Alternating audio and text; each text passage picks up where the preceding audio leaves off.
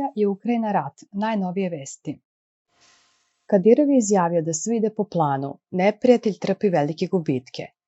Poslednjih nekoliko dana je za ukrajinske trupe i NATO formacije proteklo ispunjeno događajima koji po njih nisu baš bili dobri.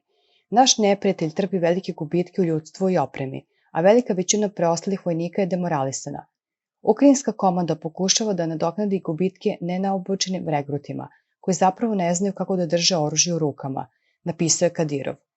On je napomenuo da je među vojnicima oružanih snaga Ukrajine sve manje onih koji su spremni da se odupru ruskim trupama koje napreduju.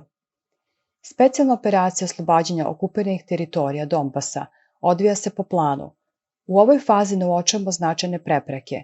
Operativne zadatke rešavamo planski i bez žurbe, što nam omogućava da značajno umanjimo gubitke u ljudstvu, objasnio je Kadirov.